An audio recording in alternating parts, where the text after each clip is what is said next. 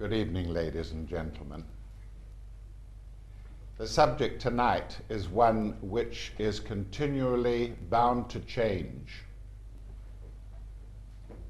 We are all breathless, observing the changes that are going on in the planet at the moment.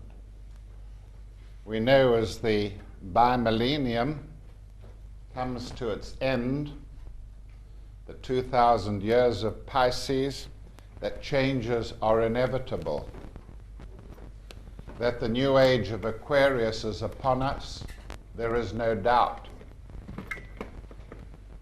And Aquarius, with its great and benign ruler, Jupiter, is a being, a cosmic being, whose pleasantness has been recorded through the ages, but it is also the great sign, Aquarius, the great sign of communication, and one of extreme change, cosmic change, rather than just changes going on in a community. 30 years ago, when I began to talk on the subject of esoteric healing in Britain, it was very hard going indeed. Quite frankly, people didn't know what I was talking about.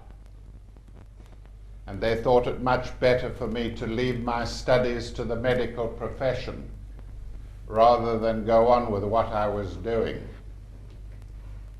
I had met up with George Delaware, a man that was already beginning to take photographs of something that was not light, something that produced images, fogging of plates, but it was not light. He was in fact coming into contact with substance that was not matter as we know it, did not respond to the pull of gravity as we know it, somehow or the other hardly interacted with the electromagnetic spectrum, which makes our lives so much easier. And the tremendous changes there impacted me tremendously. That he could take hold of a seed and give it water and oxygen and warmth, and then photograph the form that the seed was going to grow into when it sprouted, in advance of the sprouting. Amazed me. And then after that, he produced an extraordinary series of instruments which were capable of applying magnetic fields, not an ordinary magnetic field that you might consider related to a bar magnet, nor just an electromagnet, but magnetic fields that pulsated with sound. And so if we produced the sound of middle C, 256 cycles a second, the magnetic field was 256 times a second, pulsating. And so I became involved with them. I was their medical advisor, hot foot from Sheffield Medical School. And I saw changes and changes and changes going on.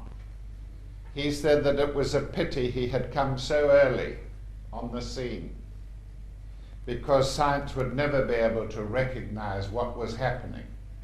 He was in fact photographing dark matter. Dark matter? Science is sending out beyond our Earth into space instruments that are picking up all sorts of information, indicating that out there in space there is much more than what we previously considered to be. much, much more substance out there, more than Newton's laws would indicate, more even than Einstein was indicating. Something out there. The stars that we saw were only part. The stars we see are only part of the truth. And they call this hidden substance out there dark matter. Sir Oliver Lodge, probably the greatest chemist of our century, had already detected this substance. He, as you know, investigated the extraordinary phenomenon of materialization. He found that one person, let's say in 20 million, had the capacity to produce from the body, from the orifices of the body, perhaps from the ears, the eyes, the mouth, the nostrils, a substance called ectoplasm, a substance that was amorphous, white, sometimes in such quantities that it billowed from the individual and formed a mass of material around the feet of the materializing medium,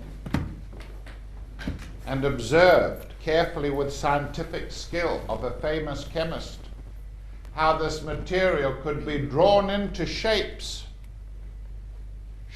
which were in another dimension called astral, and that they could actually materialize in a room so that you could talk to them. I was with a group of 6 doctors from Baragwanath Hospital in Johannesburg at such a seance, where forms materialized that we could test, take pulses of, lift them, point them towards the red light at the back of the room, gauging how much they weighed, about 10 pounds for a guy my size. Intelligent, conversational, had personalities, and then even while you talked to them, if the ectoplasm began to run out, the form would collapse and they would apologize as they collapsed, and perhaps the lower part of the jaw would disappear in front of doctors of medicine. Sir Oliver Lodge said, the substance that I'm talking about is called ether. I don't know what it is, I only know it's out there. And within 100 years you will discover it. You may call me what you like, but it's out there.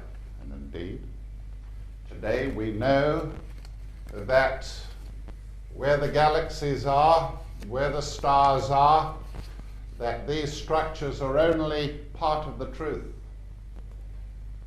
That interpenetrating them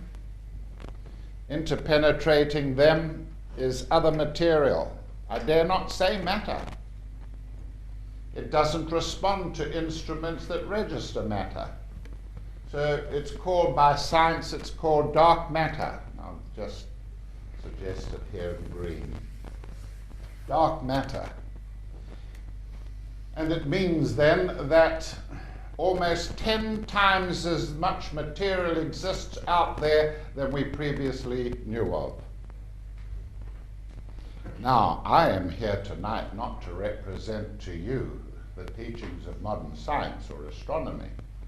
I'm here to talk to you about esoteric matters. I'm here to talk to you about ancient sciences.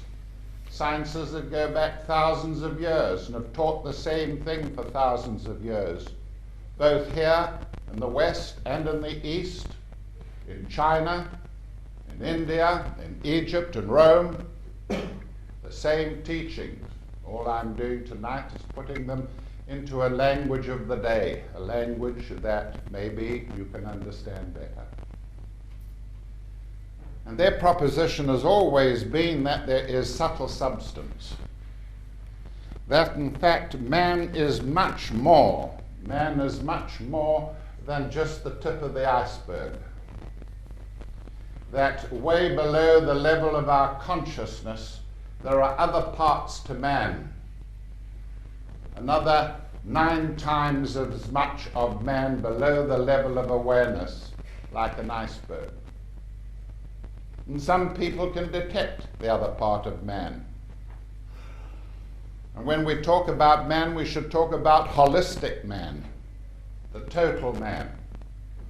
And tonight I'm trying to talk to you about a holistic medicine that considers not finding the cause of a condition in the tip of the iceberg and treating the tip of the iceberg, but treating the whole thing, the whole entity.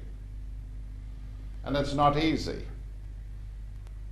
But it has been made much easier for me to talk about, because this dark matter is now being registered. Very, very difficult indeed. 25 years ago, when I wrote my book, The Third Eye, I talked about structures interpenetrating man made up of neutrinos, neutral particles, subatomic particles that were neutral and therefore could not be measured, making up a body of consciousness interpenetrating man. Yes. What is this proposition? It's quite simple. If I pick up a handful of mud, I have in my hand 3 states of matter in that mud. I have solid sand or soil. I have liquid water interpenetrating the soil. And I have air in solution, and nitrogen and oxygen in solution in the water interpenetrating the sand. Now that's simple, if anyone can understand that. The proposition here is that there are other states of material. Science calling it now dark matter, have called it through the centuries subtle matter. And so we say that interpenetrating that handful of mud, there is an etheric material. And indeed, the proposition is that our whole world, the world that we live in, our whole world is interpenetrated by a globe of this subtle substance that interpenetrates the handful of mud and interpenetrates me and interpenetrates you. The ancients called that globe the anima mundi of the earth, the anima mundi. And there are creatures on the earth, anything living certainly, which are interpenetrated by this anima mundi. And you and I are attached to each other by this film, this medium of the anima mundi or etheric substance. And so when we look at a man, we say that this man has got clouds of, I'm calling them neutrinos because I know they are neutrinos, clouds of neutrinos which cohere together in a mysterious way, which we call the etheric body of man. And this etheric body clings closely, interpenetrates the physical body closely indeed.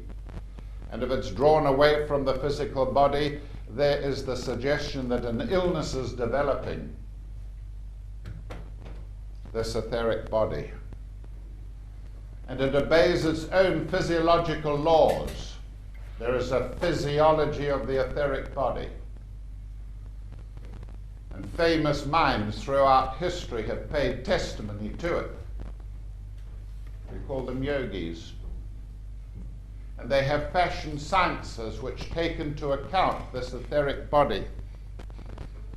And they maintain that there is an energy pouring into our planet from the sun. And the energy is called Prana. The energy is called Prana. The sunshine saturates our atmosphere with Prana. And here and there the Prana is so concentrated that it combines together in a way that we don't have to consider here tonight to form shining little particles, which are called vitality globules. And when we breathe in the atmosphere of the planet, we breathe in prana. So those of us who understand the laws of nature, or the occult laws, or the esoteric sciences, know that it is better to go and rest early at night when the sun's atmosphere, when the earth's atmosphere is saturated with prana, and when you sleep in such conditions, you can recharge yourself with prana. Later, the earth's atmosphere is not quite so saturated, and going to bed late at night, night after night, is bad occultism. And the yogis, of course, have talked about the way in which this material is fed into reservoirs in the etheric body. We call the reservoirs chakras. The yogis call them chakras. And these chakras lie on the spine. They lie on the human spine, and they, in a mysterious way, feed their prana into the spine and feed their prana into the brain. And so there are tiny little silvery processes radiating out from these chakras, which pour the prana into these nadis, pour the prana into the nervous system and into organs related to that particular chakra. And anybody who is healing and understands this part of the science, the esoteric science, becomes far more effective. Yes, it's nice to say, well, all you need is love. If you love your patient, as Paracelsus said, love him as well as you love your own body, you will be able to heal him. And it's true. But my goodness me, if you know what you are and you know what your patient is, it helps a great deal. So this is the etheric body of man, and I'm not here tonight to talk for hours on the etheric body. You can go and read about it in C.W. Leadbeater's famous work on it, etheric body. Read books on yoga. And the yogas are split up, of course, into specialized sections which deal with the different kinds of energies used in the etheric body and elsewhere. But so far I've talked about nothing with regard to healing, because only 10% of disease, according to the esoteric sciences, is related to the physical body, outlined in black here. And all the other diseases of man, 90% of them, are related partly to the structure which we call the etheric, and partly to another structure which interpenetrates our earth. This reddish material here, chosen the color red to represent astral material. And our globe is interpenetrated by an astral world. An astral world that extends way beyond the surface of the earth, 200,000 miles out into space. This enormous astral world, which reflects our own experiences and structures in this world. It is thrown into compartments. It has a high vibration on its periphery and very low vibrations going right through to the center of the earth, giving credence to the Catholic proposition that there is a hell world below the level of our earth, where astral beings of a low order exist and live out their punishment period, if you want to approach it from that way. But we have an astral body that enters this immense globe. You think I'm talking pie in the sky or nonsense? Go to the Encyclopedia Britannica and you will find articles there on dark matter. They have suggested and shown pictures that there may even be globes interpenetrating our Earth of this subtle substance in the Encyclopedia Britannica. So we have got just that, an astral body, slightly larger than the physical. And what is it made of? Well, the body in blue here, the etheric body, the body in blue, was the body of vitalization. It vitalizes the physical. Man does not live by bread alone, and if you are healers, you should know this. Man does not live by bread alone. Metabolic energy passes into the physical body. Yes, no arguments about that. You can scramble around and change your diet. You can reach to the bottom of the barrel for energy in food, but it's never enough. Never enough. The vitalization that makes you creative, really creative, is the energy of prana that comes from the etheric body that vitalizes the nerves and the nervous system. So what is the astral body? This astral substance that interpenetrates all the others that I've talked about, what is it? It's emotional substance with emotional energy, changing from substance to energy, substance to energy. Just as in our physical world, solid matter changes into energy and energy into matter. So there is emotional substance. And man evolved over millions of years an astral body. An astral body. A body which brought energy to him. And as I stand here tonight, I am a person interpenetrated by my astral body.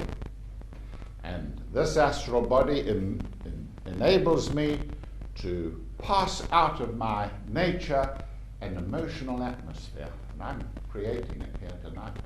And you are helping me because you are pouring out your own astral energies and vibrations into the room, and there is an atmosphere of it. Known to the ancients, they've depicted on the walls of their temples in Egypt and way down beneath the Patala in Tibet. The astral body of man. And here is the main root of man's diseases today. Man is mainly an emotional being. Mainly an emotional being, as we'll see later on. 60% of disease certainly originates in the astral or emotional nature. It has structures of its own. It has an astral brain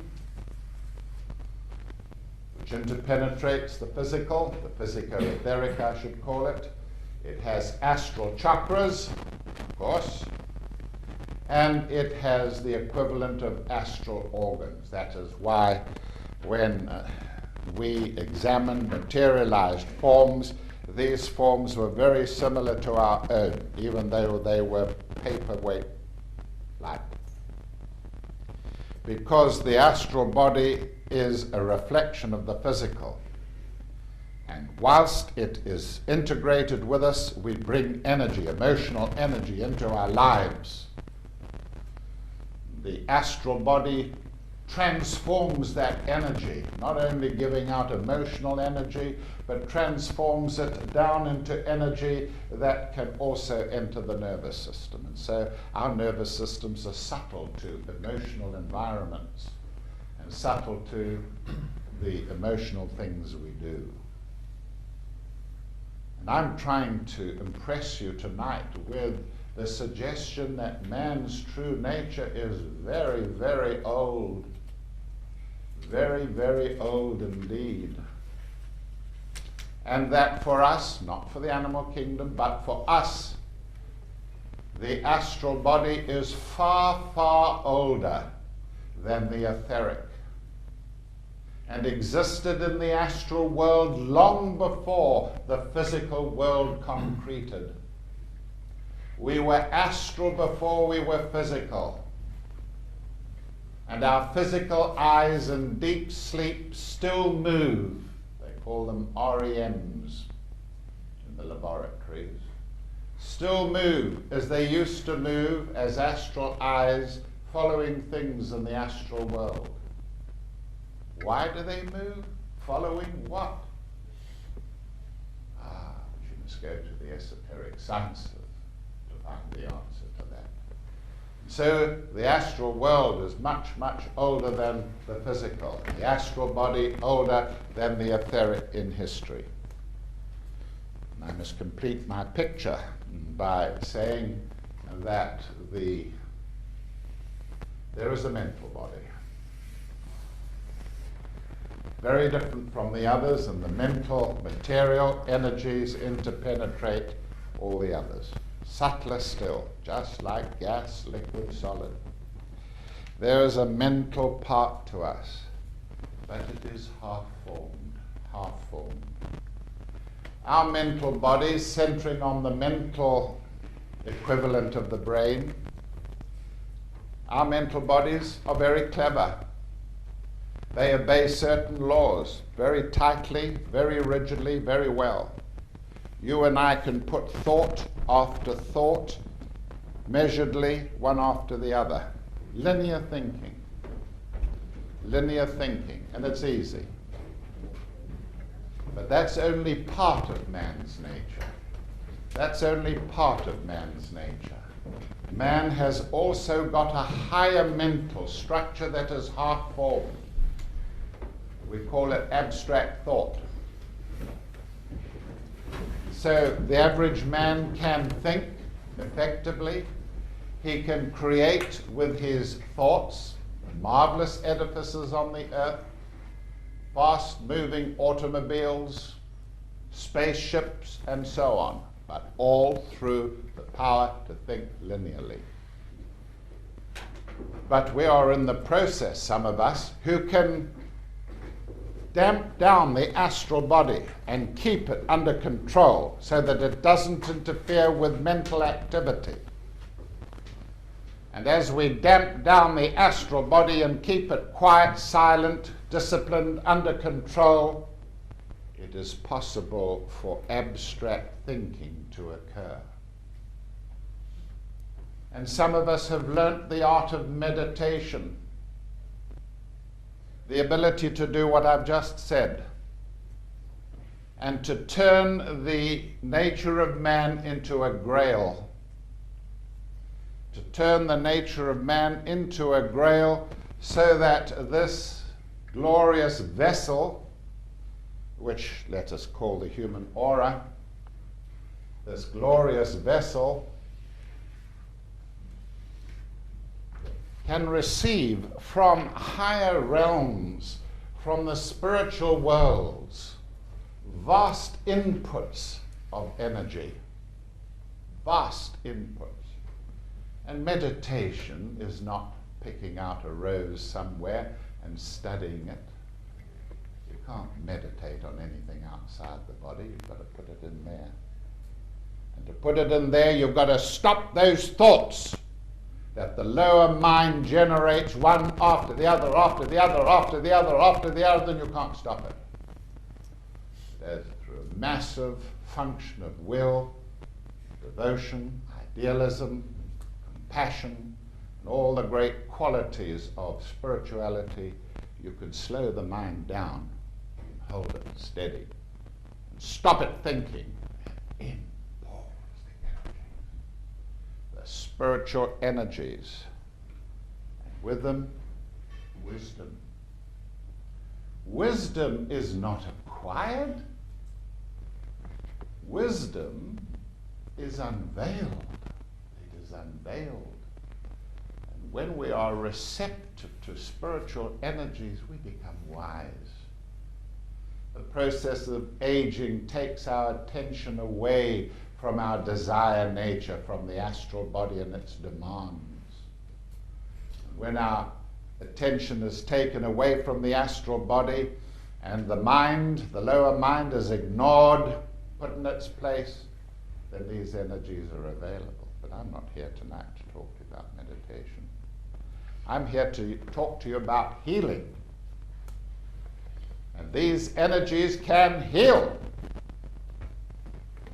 The way that they work is to adjust the vehicles that I've described here, the mental body, the astral body, the etheric, and the physical, to bring symmetry back to them. To bring symmetry back to them. That's where healing begins. It begins within, yes, 10%, 5% perhaps in the physical body, but apart from that. Healing for the main diseases begins within. And I can't conceive of this subject being teachable without you, healers, understanding that man is a many splendid thing. The aura of man, which we've been looking at tonight from an oblique viewpoint, the aura of man forms a globule. It's a globule. And it has been seen. It has been seen. The emissions of energy from the surface of these different bodies provides a surround, as the spiritualists call it, a surround. Or if you like, an emission of energy, a radiation of energy, which we call the human aura. And we know from our studies that Dr. Kilner knew of this, a man who worked in St. Thomas's Hospital and who elaborated a new method of diagnosis. What he did was to take glass boxes and fill the boxes with dicyanin, a dye, a very blue dye. And he put them between his patient's eyes and a source of light. The result was that the light streaming into the back of the eye through the lens affected the back of the eye, where we have these retina cells. And these retina cells pick up light and convey images to the brain, and we interpret them. But usually we see best of all the yellow part of the spectrum. The yellow part of the spectrum. But with sensitization of the eye with dicyanin, the spectrum is pushed over. And so the violet part of the spectrum falls on the retinal cells. And we see colors in the violet part of the spectrum and beyond. Ultraviolet colors. The colors of the etheric body. The colors of the astral body. The colors of the mental body. And Kilner hoped that through this method he could detect disease.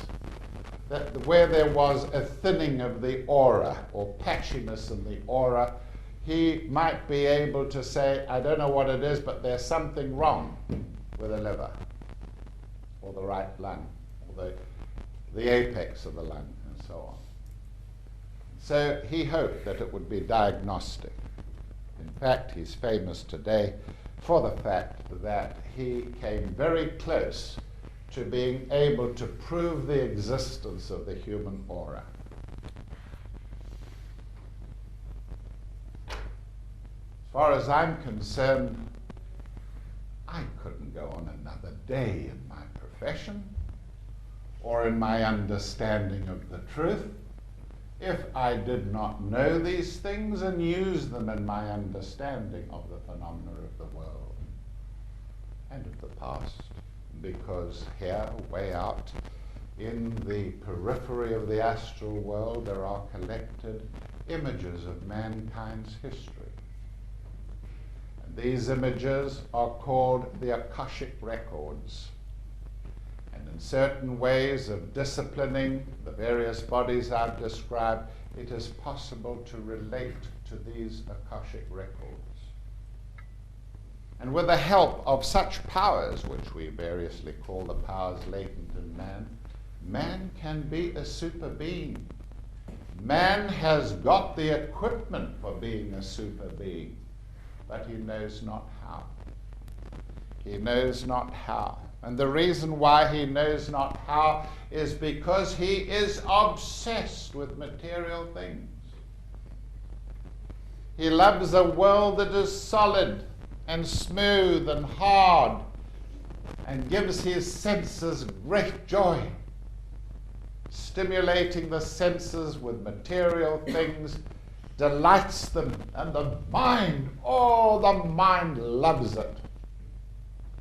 The mind cannot exist without those senses feeding in impressions all the time. And what are the senses trying to get in touch with? This, matter, material world, form. And what is matter made of? Well, you tell me. It's made of atoms and molecules.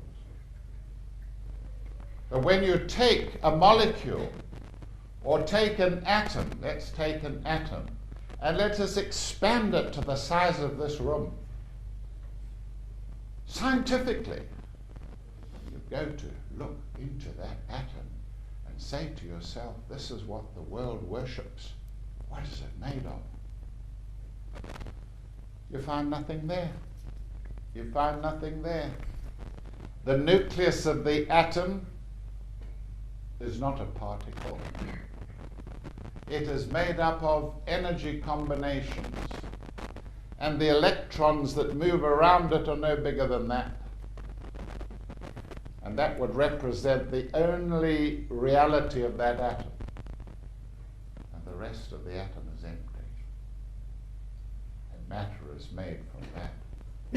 And it is this that men worship. And it is this that diverts the attention of man from himself. The Greek oracle says, man, know thyself. This self. If you know what you are, you can change what you are. If you don't know what you are, how in the blazes will you change what you are? Man, know thyself. These things add up. They make sense. You know, when the hold of the communist Russian hold was broken, one of the things that was discovered in Moscow was that they had kept the brains of their leading men. They had saved them. The brains of Stalin, the brains of Lenin, the brains of Maxim Gorky, and all their heroes, whom they regarded as geniuses. They had kept them, and all through the years where they had been pickled in the laboratory in Moscow, they had taken these brains and sliced them very finely, going through them, searching for what? Searching for something that was common to all of them. A part of the brain that would indicate where the genius sits in the physical brain. They found nothing. They found nothing. There's nothing there. This is where it lies. Not in the physical brain, but in the spiritual, creative part of man's nature operating through a brain. And then there's the brain itself, the extraordinary thing which nature has hidden inside a cranium. Hidden it away inside a box, a bony box, surrounded it and protected it with a sea of water, spinal fluid, so that any jolting of it can be absorbed by the fluid. This extraordinary brain of man. And I don't doubt what the psychologists are saying, that it is a computer. It works like a computer. But what a computer! What a computer! All those billions of cells, all coordinated, in enabling us to single out from all the wide experiences that are presented to us that which we are conscious of. What a computer. The brain is a computer. If you took all the wealth of the world and all the labor of the world, you could not make a human computer as wonderful as the human brain. And it evolved under Darwinian laws? No way. They know it. The brain, the human brain. And the extraordinary thing about the human brain is that it is mainly non-functional. All right. It has 9/10 of it, remember the iceberg, it has 9/10 of it which has no known function. Nothing can be traced to them.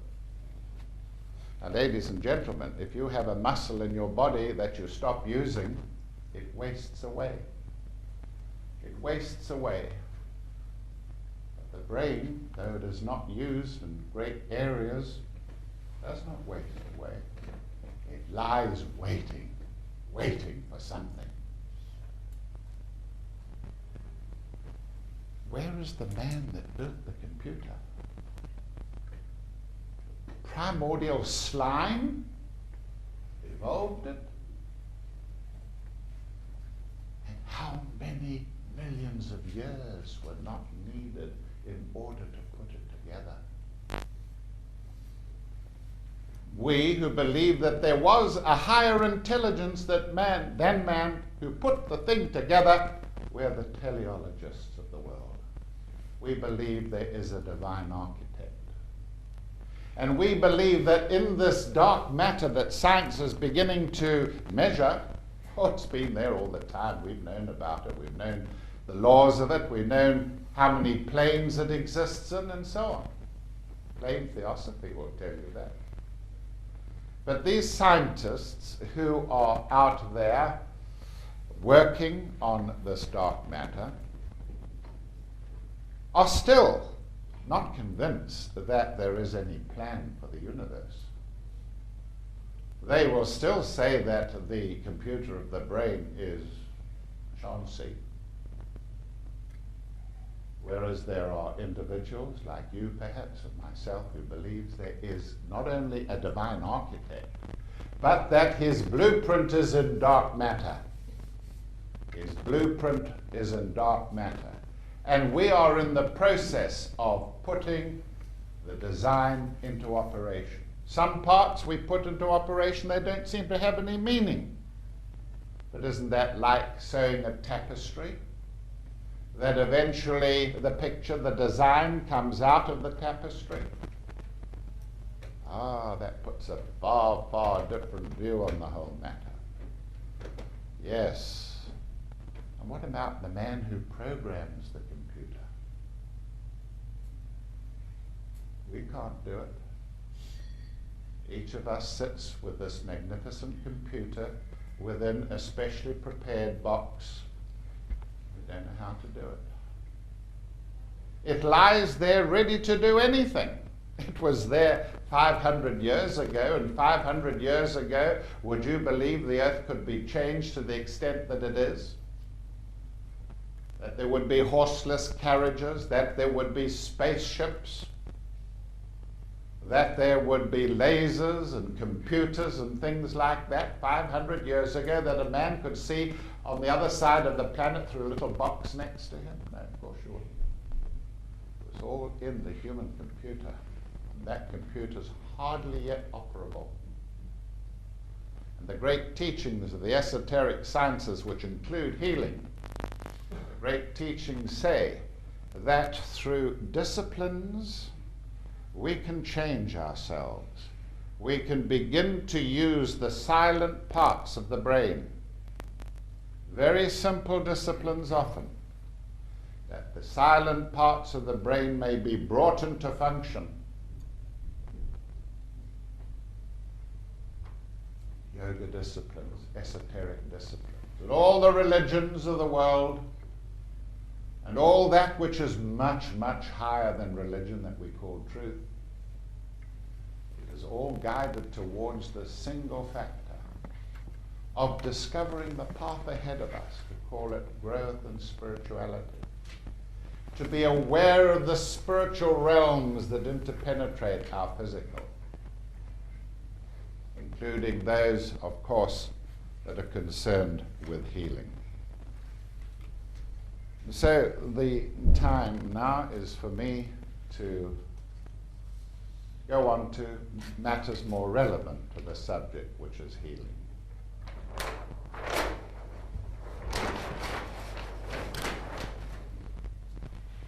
So we talk about a mental world, and I'll try and keep to my colors. We talk about a mental world, and that mental energy from the vast reservoirs in that mental world can be directed into our world, into the body of our world, our own bodies. And so there are mental chakras. There's a mental force center in the mental body, and by an act of mental thought, we can send energy. We don't usually have to do it under voluntary action. Energy from the mental chakra can be drawn down into the astral counterpart of it, throat chakra in the mental body, throat chakra in the astral body, where it is joined by astral energy, and the rest is obvious, that these energies that we're talking about can be directed down into the throat chakra of the etheric body, the throat chakra of the etheric body. From the throat chakra of the etheric body, through the nadis that supply the lungs and the stem of the brain and the carotid body and the thyroid gland and so on. And so this is the action of energy gathered on each plane and pushed down into the physical body, maybe into the hands or palms of an individual who's going to heal. Energies. Well, how do you do it? How do you do it? Energy follows thought. Energy follows thought. One of the great maxims of the esoteric sciences, and surely the greatest maxim in healing. Energy follows thought. And all of us do it. Even animals do it. And why? Because of pain. Because of pain. You jam your finger in the door, it's sore. It's sore. Oh, it's sore. And as you concentrate on the site that is painful, energy is going to that site. And already healing is taking place. You are doing it. And you can make it get sorer, or you can ignore it for a while and it'll go away for a while. Energy follows thought, and pain is something that is part of the healing process. Oh, I know it's fashionable to banish pain from the sick room. Banish it from the sick room, banish it from the room where where man is dying. Yes, we like to do that. Now this flow of energy, which can be under energy follows thought, of course, is not quite such a simple thing. Because these chakras here, these chakras have certain anatomical structures related to them. And we call these structures webs. Webs. The webs of the chakras, the webs of the chakras. And in a sense, I suppose you could cross that like a basket and you could say there's a web. And when we are spiritualizing ourselves and we want to be healers and we want to purify ourselves, then we undertake certain disciplines, we practice our meditation every day, we think high thoughts, we sound mantras, and so on. And slowly these webs are worn away. They are worn away. And when initiation occurs, when the Lord of the world applies the rod of initiation, and there is a downpouring of fire, spiritual fire, which in my works you will find as an S, an arrow-like head. When spiritual fire is applied, the webs are burnt away, certainly at the bottom of the tier of chakras, and fires like Kundalini rush up the spine, rush up three great tracks called Ida, Sushumna, and Pingala, and the female meets her husband. Spiritual fire, the husband meets the female. He meets his wife, as it were, which is the female energy at the base of the spine, and the nadis are transformed, the webs are burnt away, and man's consciousness and the capacity to carry life forces is increased. But he becomes more of a healer. Now, some of the diseases that we are faced with are diseases that do the opposite to that. When we involve ourselves in filthy eating or in other processes that grossen the body and deposit etheric muck into the webs of the chakras, like smoking, when this is done, the effect of it is that the free play of energy on the spine, the etheric part of it, the astral part of it, and the mental part is blocked. And that brings me to another factor. The other factor. What is that? All disease is as the result of the incapacity to express oneself adequately. Because here are immense energies in the spiritual world, in the mental world, in the astral world, in the etheric world. Immense energies. And what would you expect if you blocked them somewhere? You block them here. You block them with emotional refuse. Emotional refuse. I can't use any other words. We haven't got them here in the West. And I'm not going to rush into words like antakarana and things like that. And so there is blockage, there is imbalance, you can call it what you like, and out of that disease will arise, expressing itself perhaps in the right lung there, or in the aorta, where you may get deposition of calcium, or you may get it in the thyroid gland, but any organs related to that blockage will be affected.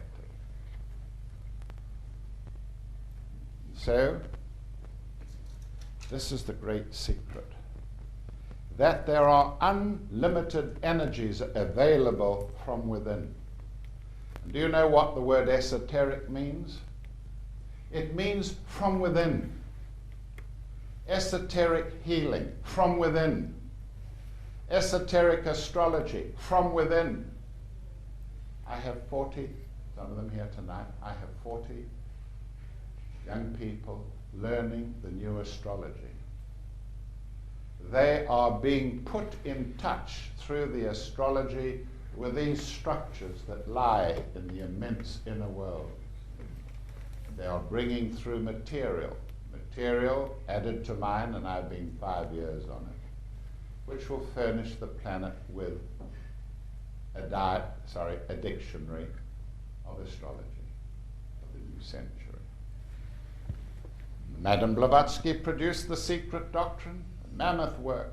She said, don't forget she was 30 years before Sir Oliver Lodge, she said, and this was the only way she could describe it, she said, the heavens are filled with continents of material. She was right. She said, before long, man will start erecting structures that will enable him to hear heavenly bodies without seeing them. And she was right. So the subject here is the nature of man, of course. But I must go further. I must go further, and I want you to envisage what you belong to, who you belong to. We are part of humanity. We are part of humanity. Many efforts have been made in past centuries to bring this realization to mankind. The humanists of the Renaissance understood that humanity was in some way nature, and that humanity is a great entity. And the laws, if you study Paracelsus, the laws are that what happens in the microcosm exists in the macrocosm. And if yoga is a process of raising energies from chakras below the diaphragm progressively into chakras above the diaphragm, then that must apply to cosmic entities as well. And so we talk about humanity. We talk about humanity as being a divine entity with a mission, using our planet, the Earth chain, and we understand that humanity has got chakras. Humanity has got chakras. And we can only recognize them in terms, of great root races that have inhabited our planet. The first and second need hardly be mentioned.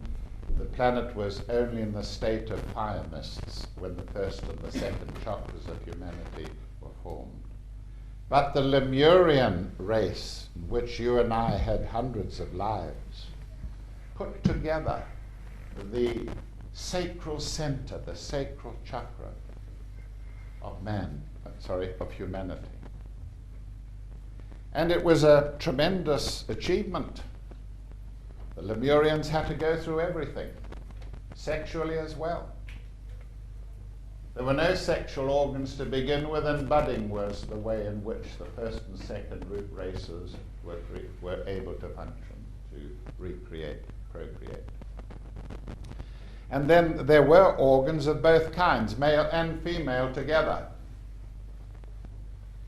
And this produced a myriad of forms, but it was too inhibiting, and so heterosexuality developed. Part of mankind was male, and part of mankind was female, and with the separation of the genes and so on, huge varieties of mankind became possible.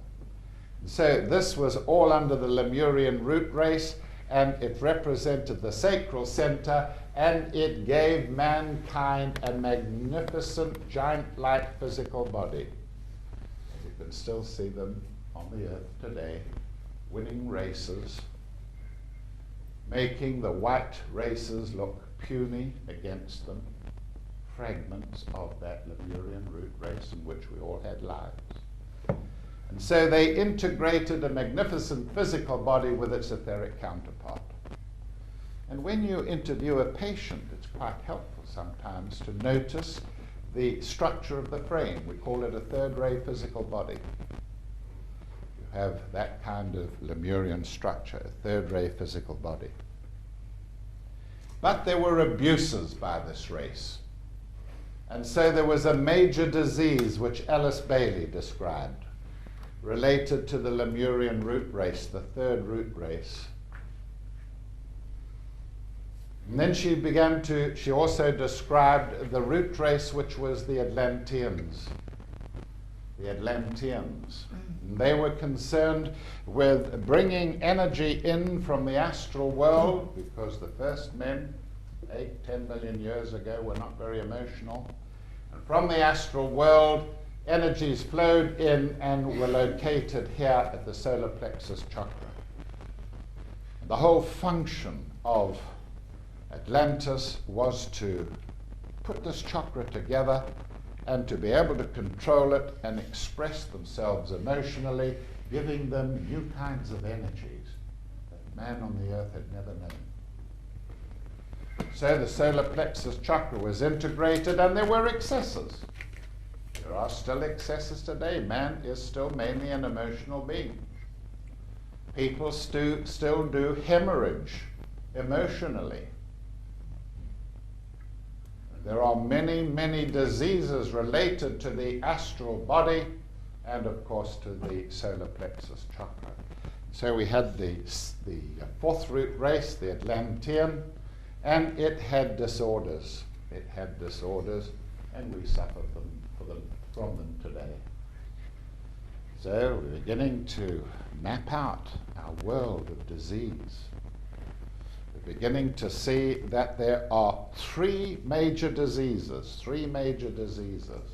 and that they are related to Lemurian root race, to the Atlantean root race, and of course today to our own root race. And then there are the strange diseases that are going to emerge once man has got the genetic code for his physical body and by genetic engineering rules out genetic disorders. And this is part of the root race that is opening the Ajna center, the two-petaled lotus here in the brow. And they are a root race that will come into prominence 1 million years from now. I know the figures sound ridiculous. However, we're talking about mankind. Mankind exists all over the universe. All over the universe. Now, don't start thinking you could take a spaceship to Venus and find them there, because you won't find him in a physical body there, but you might well find him in an etheric body. And so we understand that some of the planets, with their own schemes, have beings, humans, some of them, which are in etheric matter, cannot get any further down, more materialized than that. Always remember that when I talked about materialization tonight, I told you about it, not because I wanted to sport something, but because all of manifestation is a materialization outwardly into physical structure from within. And the material bodies that these Baragwanath doctors measured with me were bodies that were being pushed out, extruded from the inner worlds, exactly in the way that our own humanity was born. And so there are diseases of Atlantis, vast, powerful diseases, like cancer. So cancer, the fourth root race, the race that expressed emotion, and many of us have diseases of Atlantean origin. And that represents most of the human race today. Certainly the Chinese, the Japanese, our own race, partly anyway. So, and then there is finally, that I must consider, this root race, our own, the fifth root race, badly called the Aryan root race. Nothing to do with the Nazis, a word that was fashioned 40 years before Nazism came. And the Aryan root race is a very mental root race. We are mental beings. We are the masters of active intelligence. And we have the diseases of active intelligence. Every other bed. Oh, sorry, there are no more mental beds in England. The population of the mental hospitals is amongst us, isn't it? And for a person like me, it's hell on earth. Because such people want help. They don't have the help that they had before. And so my telephone can go night and day. Schizophrenic, paranoid individuals, and so on. So the fifth root race, a root race that is producing its own disorders, and we call these the tubercular disorders. They will be the first that will be healed, removed from the planet. Then the disease of cancer will be mastered, and the diseases of the lowest chakra of the three. And that takes us into the further distinguishment of diseases in general, and then some diseases in particular, which we'll do after the break. So, ladies and gentlemen, may I suggest that you lift yourselves and exercise a little, have a look at the books on the way out, and take refreshment wherever you can. We'll be back here in 20 minutes.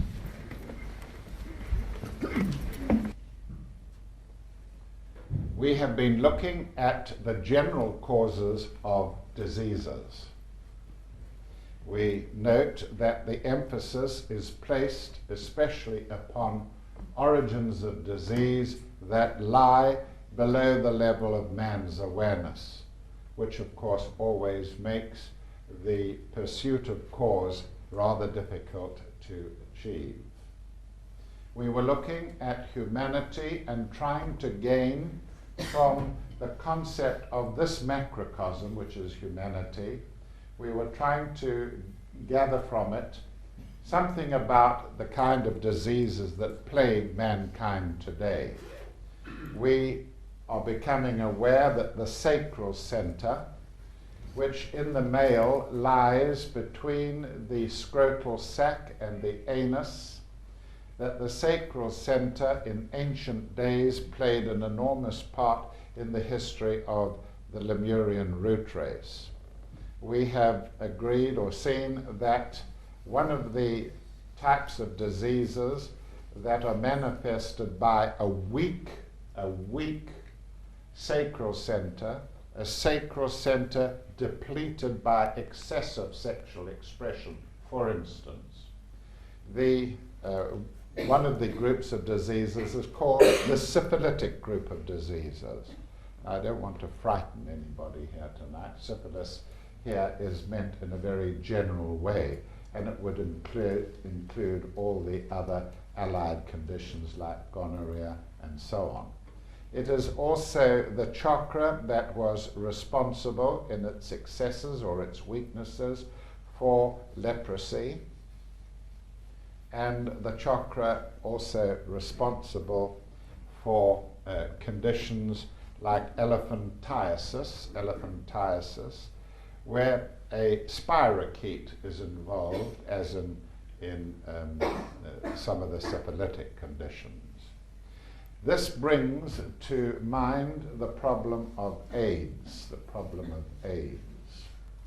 I've hesitated to say much about AIDS because the nature of the condition is not well understood even yet.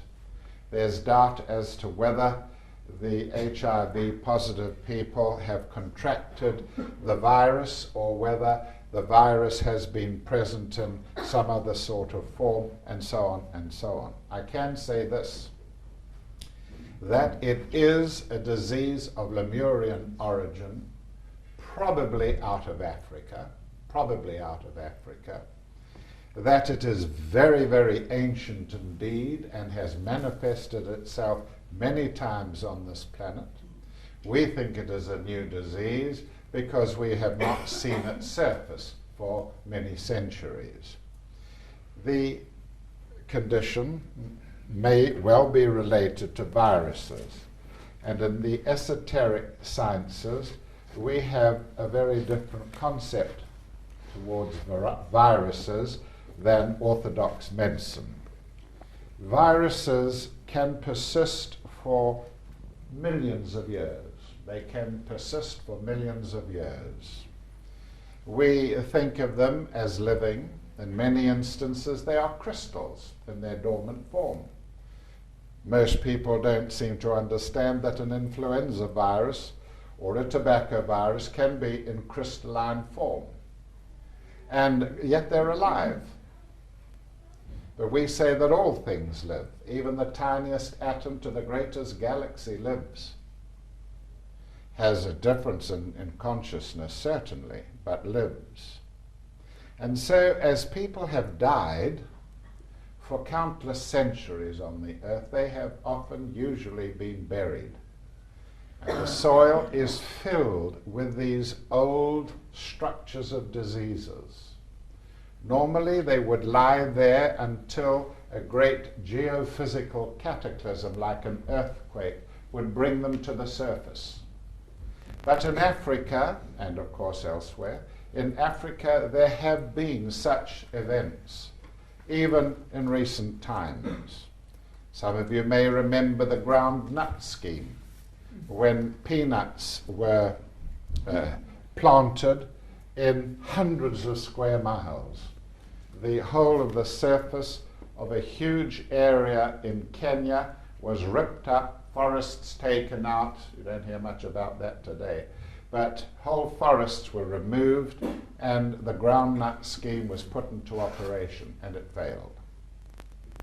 But the tearing up of such soil could easily release ancient diseases into the world. The use of bombs and other explosions, the blowing up of cliff sides in order to quarry, and the use of mines, natural cataclysms like, for instance, the present Etna. This sort of upset can throw these crystalline structures to the surface of the earth, and in some instances they may take hold again and express themselves.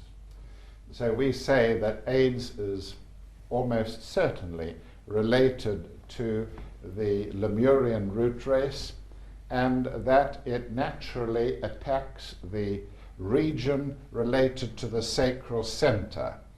Or if there is a weakness there, then that person may contract the condition, whereas others would escape.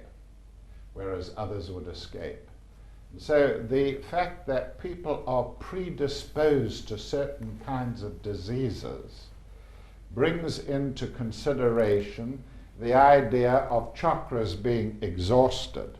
The natural function of this chakra, which is related to sexual expression, is to pass its energies upwards to the throat center.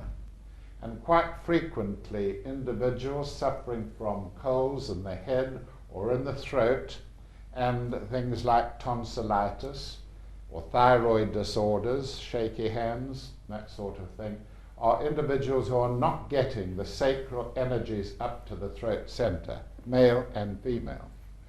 The sacral center in the female is slightly differently placed because of the height of the female organs, which, as you know, some of them anyway, tend to lie very high up in the body compared to those of the male. So that's the kind of disorders that we associate with the sacral center. The moment you become a student of the esoteric, you say, the sacral center, the Lemurian root race, the third ray of active intelligence, because it was the third race, the third ray, active intelligence, that kind of physical body, the color green if you're wanting to heal, and the note of far, and so on. You have correspondences to that information right through to help you in your healing. Then when we come to the matter of the Atlantean chakra, the solar plexus center, just about there, a center which is the main receiver of emotional energies, the solar plexus center task is to send its energies to the heart, to send its energies up to the heart. If the person is very emotional indeed, the energies will not go to the heart, they'll be dissipated. If the person is very much involved in sexual activity, which absorbs most of the emotional interest, energy follows thought.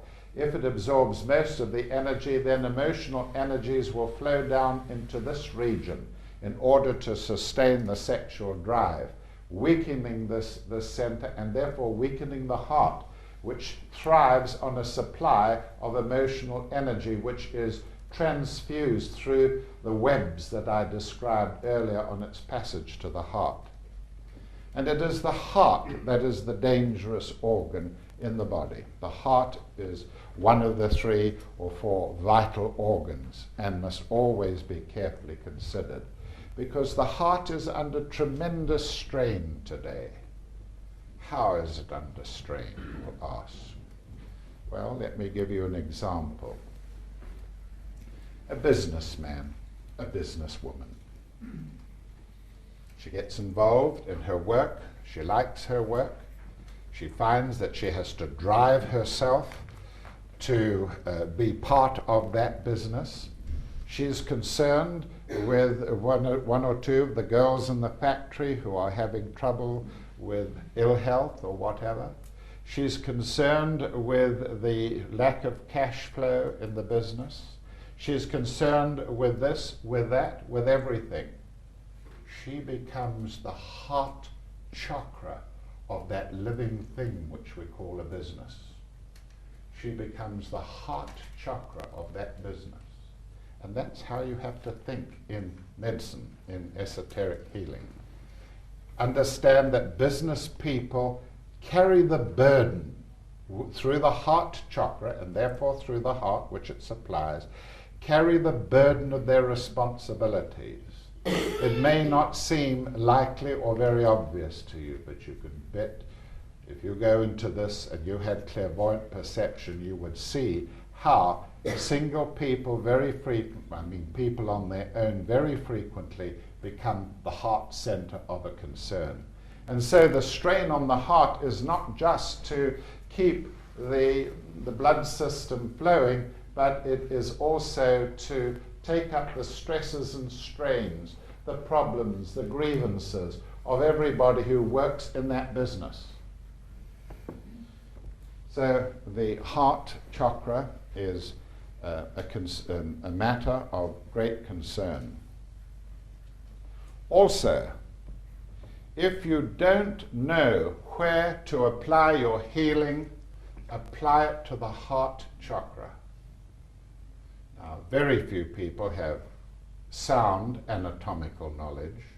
Very few people have sound occult knowledge.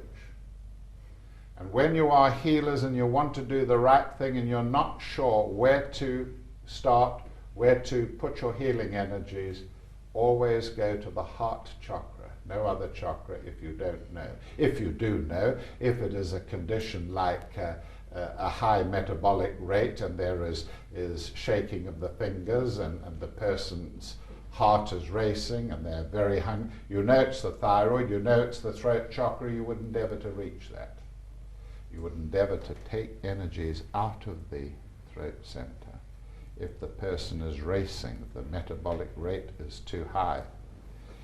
And so that is a very useful thing to know about the heart. And then the tuberculous group of energies which focus in the throat center of humanity, in the 5th root race, of which most of us are a part, the 5th root race. The problem with the 5th root race is the breathing in mechanism. The breathing in mechanism, which are the lungs, of course, but other centers in the stalk of the brain, the respiratory center, the carotid bodies, in the bifurcation of the carotid arteries in the neck, and so on. And the problem here is that these individuals are so materialistic, and I don't mean it in an unkind way. All youngsters are materialists. They come out of schools, they come out of colleges, and they want to get somewhere. And when you talk to them, they say, oh, you're all right, you've got your degrees, you've got this, you've got that. I want to get something. I want to be somewhere in the world. And in a way, they're correct. But when that is carried on right through the life and greed begins to come into it, and more is required, not just one car, but 2 cars, 3 cars, and 2 houses or 3 houses and so on. And there's this constant struggling to get more and more affects the throat chakra and takes the guts out of the lungs, affects the sinuses and so on. And it is here where you have, of course, the greatest damage through smoking. the greatest damage through smoking. If there hadn't been intervention in the West, in the matter of smoking, cigarettes and so on, there would have been a huge decimation of the Western health, the people dying through weaknesses of the lung. Already it was getting bad with tuberculosis. The people of my generation, most people had lost somebody in the family through tuberculosis, where the lungs pick up a bacillus, and this bacillus produces caseating material, and the lungs turn into cheese. That's tuberculosis of the lungs, but it could be in other parts of the body. And it is related to this. And where people have this desire to take in more and to exercise themselves for something that they really shouldn't need to, then you get susceptibility to the tuberculous disorders. And in those people, smoking kills. Smoking kills. It'll kill through the weak mechanism involved in the distribution of energy from the throat center, and whereas others would survive, would not be affected in that instance where the chakra is weakened, the throat chakra is weakened, the things like smoking can kill. And so we have looked now at this matter of disease causes. I want to give a particular example tonight of something that is akin to a disease, and that is alcoholism. Alcoholism. It has strange associations, very strange associations indeed. There is a spiritual thirst. There is a spiritual thirst involved in alcoholism. But the spiritual thirst is degraded. The thirst is there at a deep level, but cannot be recognized as spiritual. And so the thirst remains. This is Professor Carl Jung saying this. The thirst remained, but it downgraded into the physical and emotional levels. And so the thirst is quenched by spirit. Spirit. Spirit. The thirst for the soul, for the spirit, and it is quenched by spirit when it is downgraded. Really, it is a thirst for power. And if you trace alcoholism back into previous lives, you'll find that somewhere there lies, partly as causative factor, that this person was highly placed in previous lives, sometimes 2 or 3 lives in a row, very highly placed but was arrogant. That the person would have been the cynosure of all eyes. The person would have been admired and respected, perhaps because of the birth, the high birth of the individual, perhaps because of wealth or who she was married to, and so on. And in return for this respect from the populace, there was a poor response. There was treading on the downtrodden. There was an ignoring of the finer matters of compassion and so on. And so the position was abused by this person. Now they come into incarnation, and they are placed in a situation in which they are drinking, and far from being the cynosure of all eyes, they are now scorned. The eyes are looking at them, drunken, looking at them in a stupor, in the gutter somewhere.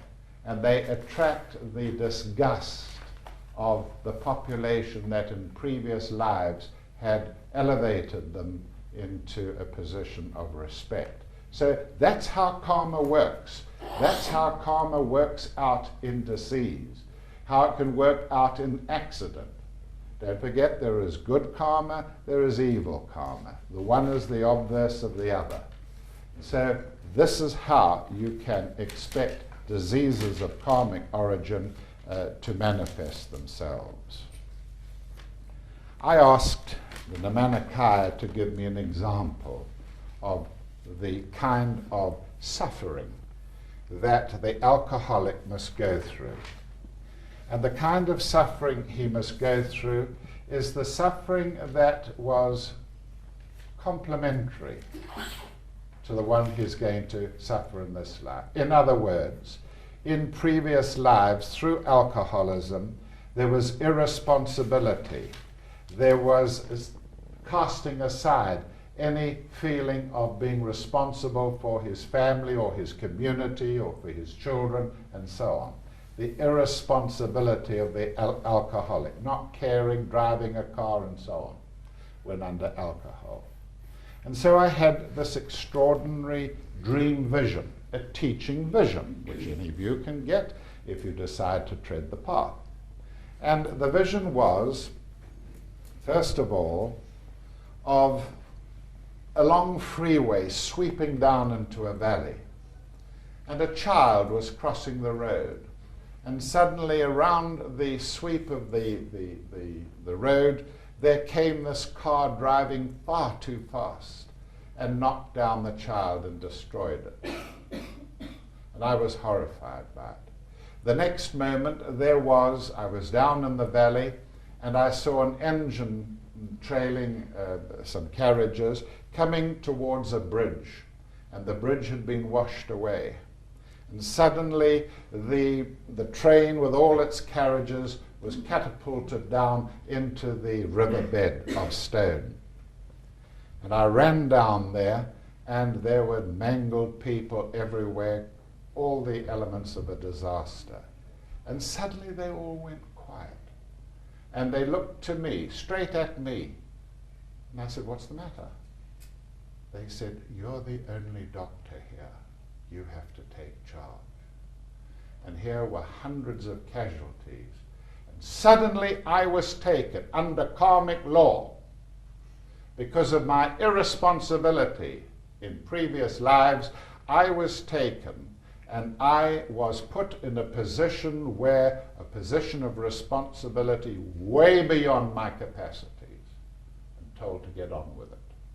And that's how karma works. I've given you some very, very valuable ideas, and that's the karma of alcoholism, where the spurning of responsibility through the alcohol in previous lives places you in later lives in positions in which you are responsible for far more than you could ordinarily undertake.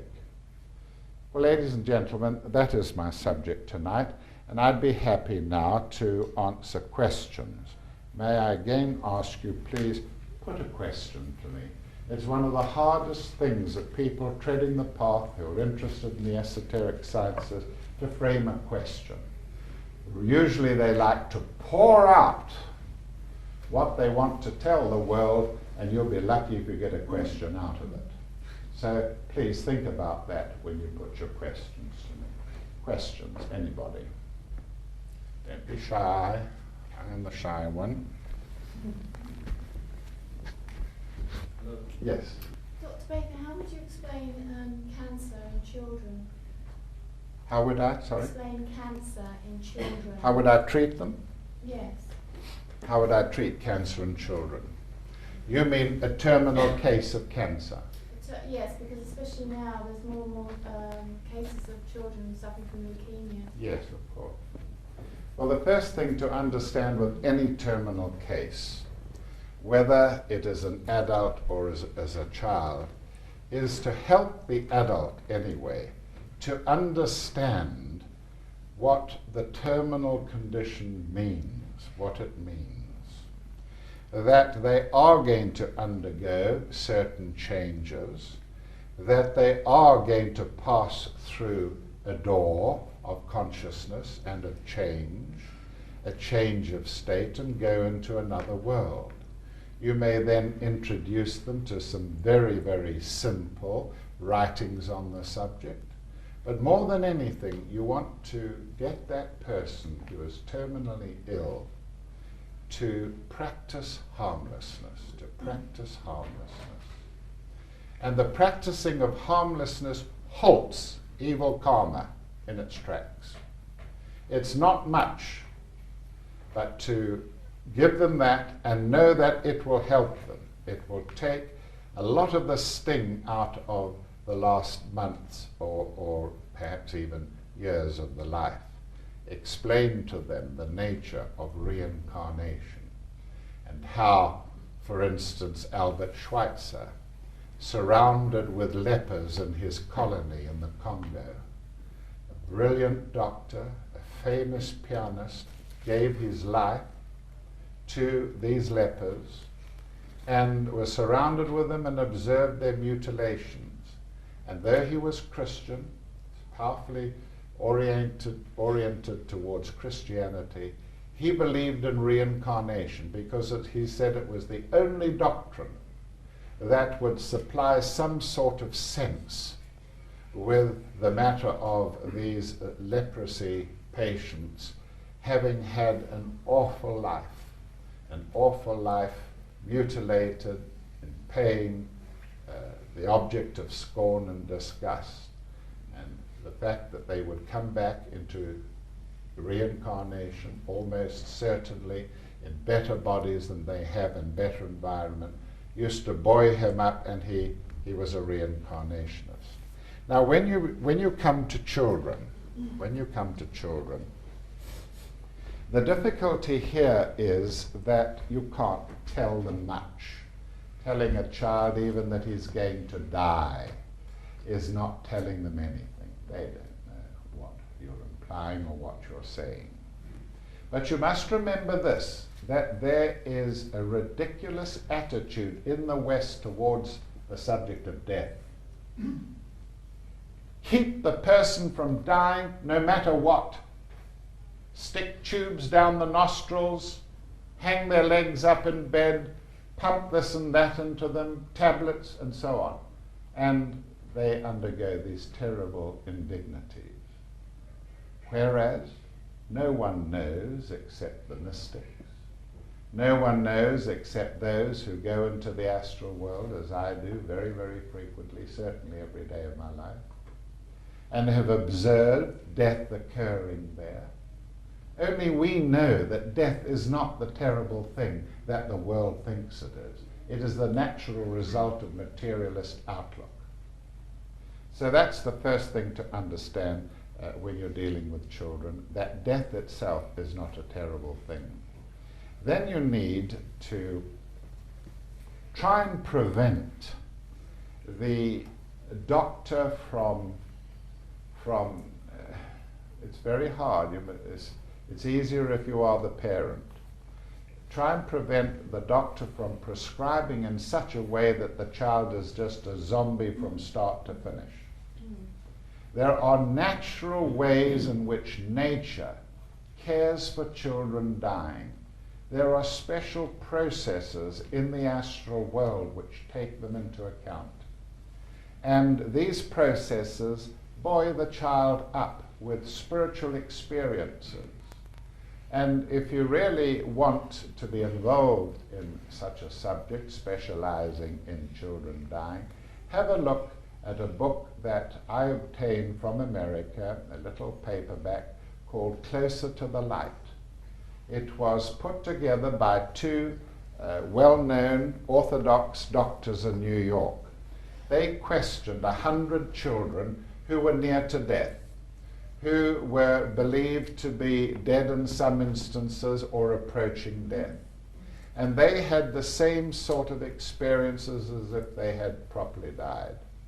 They had out-of-body experiences in most instances. They described a tunnel of light, which I've been teaching for 30 years, that has been fashioned in the astral world. After the last World War, the astral world was a ghastly place, a sink-like structure. But into it there was poured the energies of 5 masters. I'm talking about the West now. 5 great masters poured their energies into a region of the astral world, and there is a great channel, a tunnel, a funnel, the equivalent of a Jacob's ladder, which exists from the mental regions, which should be in green there, from the mental regions right down to the surface of the earth. And in this tunnel of light, as it were, children find their way. And there they have experiences. They meet Jesus-like persons there and talk and feel that they would like to stay there perhaps, and so on. 100 examples of it there, very beautiful indeed. And if you were to read those, I think that you would find some of the answers that you require. Allow the child to die with the support of traditional comforters in the astral world, and don't allow the child to be swamped in a routine of drugs. Usually, you know, what happens is that the doctors, the orthodox doctors, desert the patient when he's approaching death. Quite natural. It's quite natural to understand, or just write out a prescription or give a drug or something, as long as the patient doesn't suffer.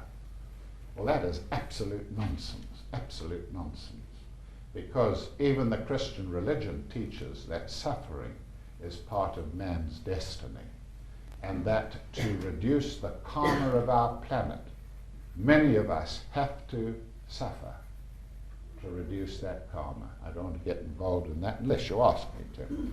So the answer here is to allow the child to be supported. Allow the child to be given credibility. When the child talks of some experience that he is having, and they do have this as they approach death, when they talk of some experience or the other that they've had, give the child a chance to talk about it. Give the child encouragement to bring that sort of thing out. It can devastate the parents, but that's because the parents have this extraordinary attitude to death. And as a matter of fact, I was told 6 hours ago that my brother in Durban, who's dying of cancer of the lung, that he has only 12 hours to live. So even at this moment, he is probably dying. And there are things that can be done. But if you are not competent to enter the astral world, if you sleep like pigs from the moment you go to bed at night until you are awakened by an alarm in the morning, and nothing can get to you at all, then you have no access to these inner worlds. You are never confronted with the other 9/10 of yourself. You're zombies moved around in the world by whatever government or power exists. But if you wish, you can be sensitive to these inner worlds. And if you are a healer, you should be sensitive to them. Many times in the astral world, you'll be faced with people, especially old people, children as well, who want to come out of their bodies. And you can help them out. You can encourage them. Come on, dear. Come to me. Well, that's my answer to your questions. Yes. First of all, small question. You spoke about the importance of going to bed early and presumably getting up early. I was wondering whether you related that in any way to a particular timing of in relation to the sundown. It's a small question. May I answer that question? The question is, can I be a little more specific about the matter of going to bed early? Well, I don't expect you to go to bed at sundown. Of course not. No one could arrange that. Not in our world. But even if you don't sleep, it doesn't matter. The masters always say that we sleep too much and we rest too little. We sleep too much and we rest too little. Even if you rest in bed up until 10 o'clock at night and you are relaxed, then the benefit of prana in the atmosphere can be quite strong indeed. The period of sundown, of course, should be associated, if you have the time, with meditation.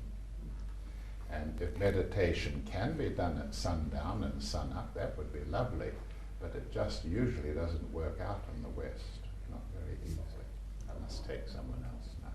Questions? I'm surprised that you associate the throat chakra as the fourth center rather than the heart chakra. With what?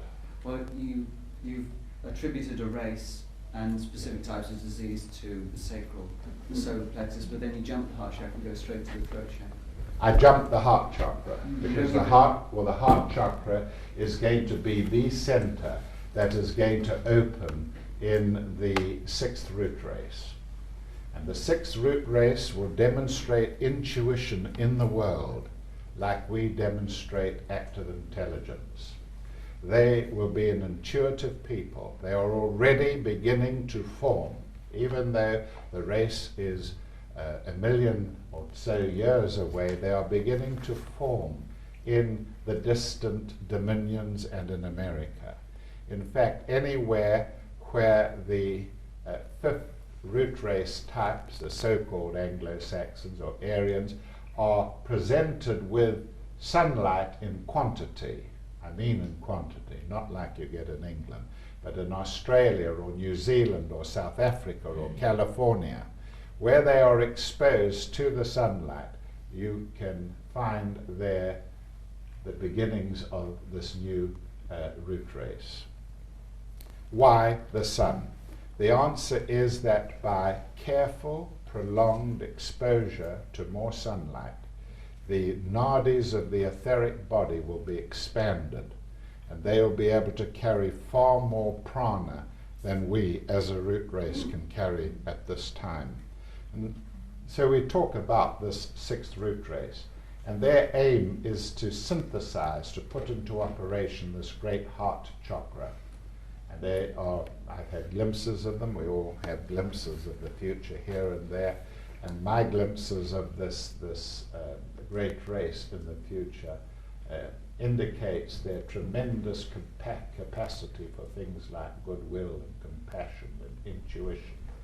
Things that are not solar plexus. In our ordinary disciplines, of course, solar plexus chakra is the basis of sexual desire. I want you, I'm attached to you, you belong to me.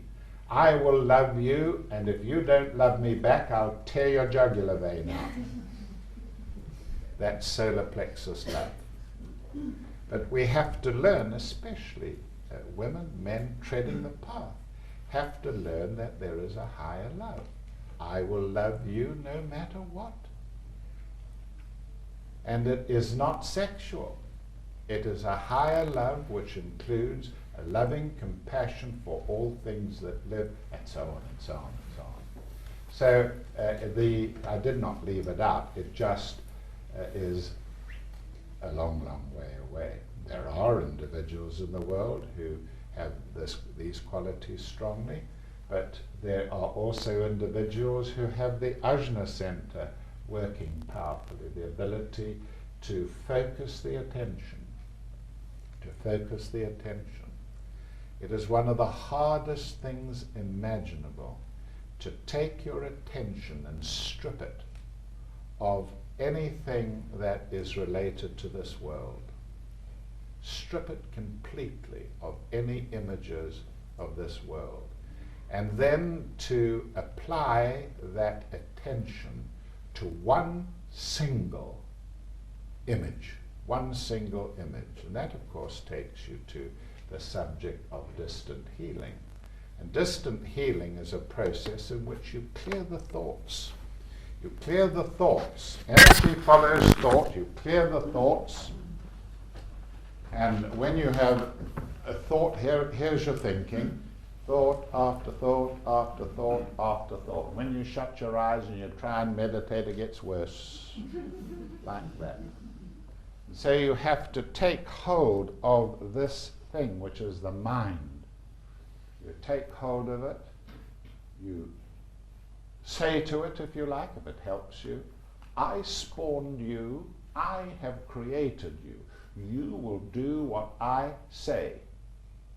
And the way that you get its attention and finally discipline it is to cut it off from the senses.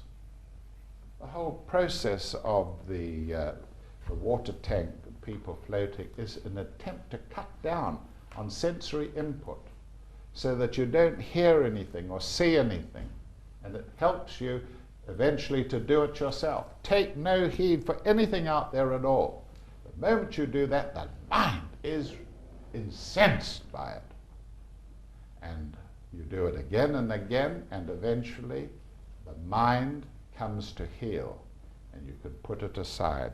And the moment that you put the mind aside and the thoughts stop, there they go again, and the thoughts stop. The moment that happens, you get the spiritual energies that we've been talking about all night, those at the top there, come rushing down and enter your consciousness before the thoughts start up again and you're back again in the world.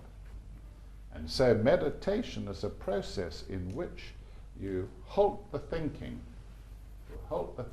processes, and you either allow your higher self, which is the upright triangle, there's you, the personality, you either let the higher self insert something in the space between thoughts, or you must put something there which is an object of meditation. It could be anything you like. It could be a rosebud. It could be the face of the master. It could be the patient. It could be the patient. And when you can put the image of the patient in the space between thoughts and embrace him if you wish, have compassion for him, whatever you like, then you are healing him, because your energy goes to what you are, what you have placed there. You can do it from the silence of your room, from your bed. Questions? Well, I think we'll call that a day, and we'll have a 10-minute break. And if any of you want to watch my gorgeous film, 6-minute episode, please stay behind as my guest, and we'll put it on the table with that television. While we are, I must just say that Paracelsus was an extraordinary figure. His father was a doctor, and they lived on the slopes of the Swiss mountains around Einsiedeln, and the young boy learnt medicine from his father, would go with him gathering herbs on the mountainside and helping his father to prepare them, and he was the first man to produce what we call drugs today, but they were very refined drugs. And Paracelsus used to take just the tiniest amount of the drug and administer it to the patient, but he always used to see that it was refined to the utmost. When he began to move around Europe from one university town to the other and spread his ideas, there was all hell let loose. The doctors opposed him. They didn't like his methods. They liked the old safe ones, where they examined urine and held a conference on each person's urine and charged an awful amount of money for it and so on, whereas Paracelsus got the healing. He got the healings done. He treated kings, princes, bishops, popes, and so on. And he was a really fantastic figure. The relationship today of ourselves with Paracelsus is that we do owe most of the nature of alternative medicine, as well as a large part of orthodox medicine, to him. He was an initiate. By that we mean that he had been subjected to spiritual fire that I described earlier.